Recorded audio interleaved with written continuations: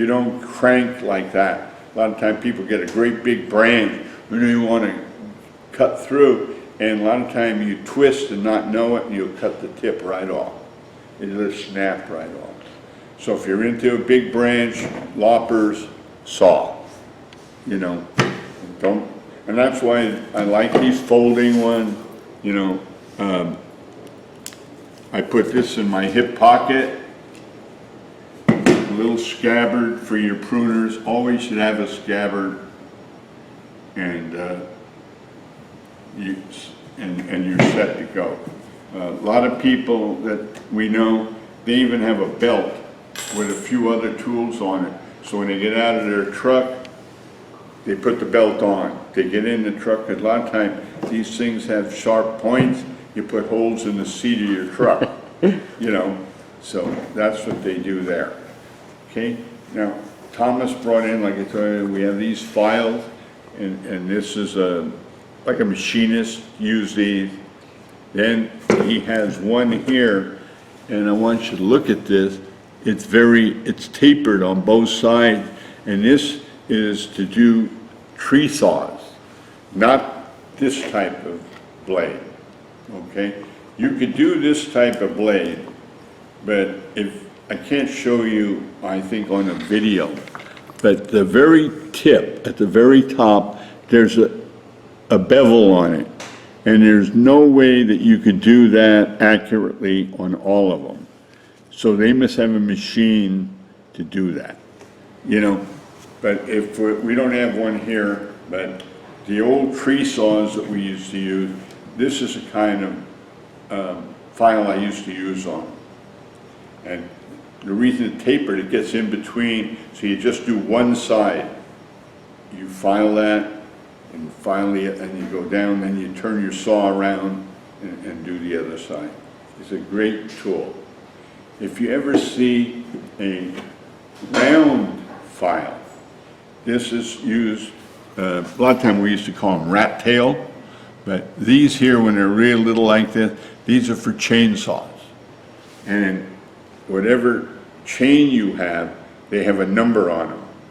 And that's, you have to get a specific file for that, because it fits right in the groove, and all you do is you follow the angle. And I think you had a gauge, you had another one on a gauge around here. Oh yeah, I think it's over You know, here. if you had that, that would help out. Yeah, that's the one. And this one here, that way you could lay it right on the teeth, you know, and right here it has the angle, so you know which way do you go through there, okay? So it's got all these marks on there, and so you just go through there, and I think this is brass or whatever, so the tooth on the chainsaw is harder than this, so it doesn't hurt to chain it all. So you just follow through with that. And the angle is because the chainsaw, the teeth, one go kind of to the left when they angle diagonal up. Right. And then you have to go from the other side when you do the other one. And if you ever get into doing chainsaws, and usually, you know, a beginner doesn't do this, beginner goes to the lawnmower shop or the saw shop. But once you know what you're doing, the idea is that if you do 1, 2, 3 strokes on that tooth, you do 3 on the other, 3 on the other. You don't do 5 on this, 2 on this. All the teeth get different length, and then also why you want to keep the angle right, you won't get a straight cut. If you louse up in your filing, instead of cutting, you put the chainsaw to go like that, and it'll cut inside. It'll cut outside. So even if you do your own, it's good to maybe bring a couple chains into the shop and true them all up. You know, but you know, when you're on the job and it dulls, hey, you don't even have this one, you got this one, you want to use it, otherwise you're not cutting anymore. Okay? And then Tom brought in these machetes, and you could sharpen these with a file, and you could also use the stone, okay? And this one here, you can see the angle on it already. I don't know if I could follow it. I'm just going to do one part of it here until we make it all silver.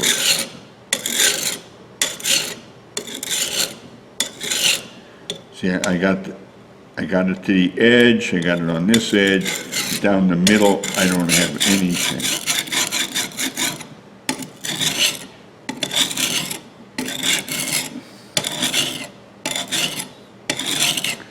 Okay, we're starting to get it. It's coming along? It's coming along, and then you would do it from the other side. One thing I was telling Thomas, I don't believe in using a grinder, and he's got one here. You can see that. Those are heavy grinders, and they go very fast, and maybe an expert would know how to use it.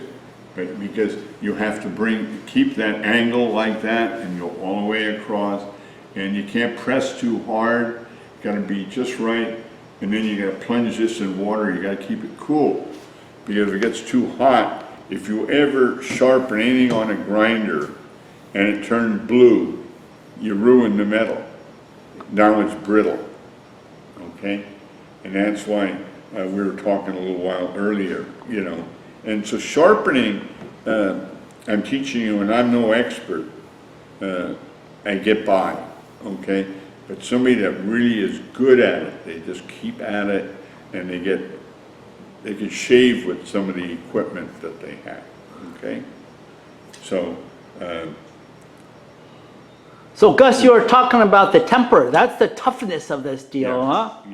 Yeah, the brittleness, the hardness, and you know, I watch TV and they get the blacksmiths on there, and it's so much fun to watch. I mean, they're like artists. They know just when the metal is right to work and whatever, and what kind of metal they're using. And I'm just fascinated by people that can do that, okay?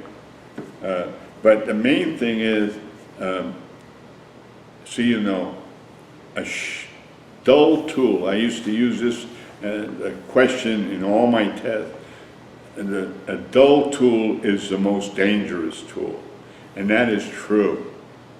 Because if it's dull and it's an axe, you're banging away and you get frustrated, and then it'll bounce, you can hit your leg. Something could go wrong. A chainsaw, it'll blow smoke. It won't cut wood anymore, but it could cut your leg off. So make sure, if it's dull, stop. Go get a different tool that it is sharp. You know, electric drill. If it's dull, it's not going to go, but it could break and hit you or do something. Ooh. So people don't know that. They're always afraid of sharp tool.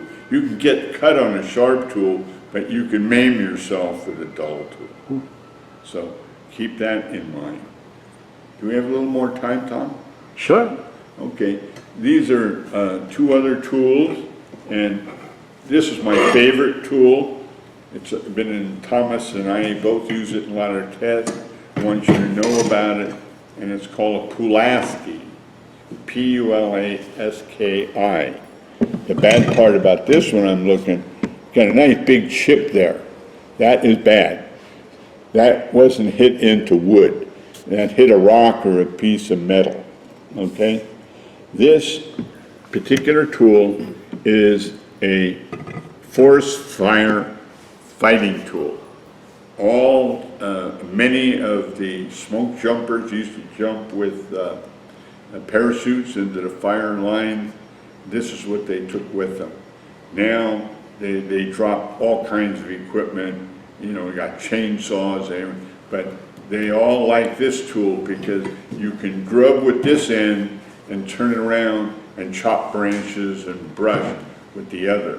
And how I got into it, this is about 50 years ago, 50 years ago, and an employee, and he went to one of these county fairs, and here the forest department had this table with all their equipment, and he said he saw that, and he went out and bought me one. And ever since then, there's one or two on every truck we've ever owned, and I used to give them away for Christmas presents to other gardeners. They run about 45 bucks, and this part here, some of mine are half that size, worn out. So as a gardening tool, if you're going to be removing a tree, and I don't mean a big tree, you know, it's something with a trunk like that, you know, you could use the axe part to chop, turn it around, and keep this sharp, and you could grub out the roots, and maybe a spade, this, and maybe a reciprocal saw, which could either be battery or electric. Because you don't want to ever put a chainsaw down in the ground to cut roots. You'll dull it as soon as it hits sand. So that's a no-no, okay? But that's all you need to do to take out a lot of these. And then this other one is a double-bitted axe, and we don't see them much anymore, but in the forestry work, you know, lumberjacks, they always used a double-bitted axe, and people want to know why. I said, because this part dulled, they turn around and use that part. So if this part once in a while is getting in dirt, it gets dull, they save that one for cutting through when they really have to cut through. And then they use stone, and when they sharpen these things, they have a round stone, and they just kind of rub it in a big circle like this.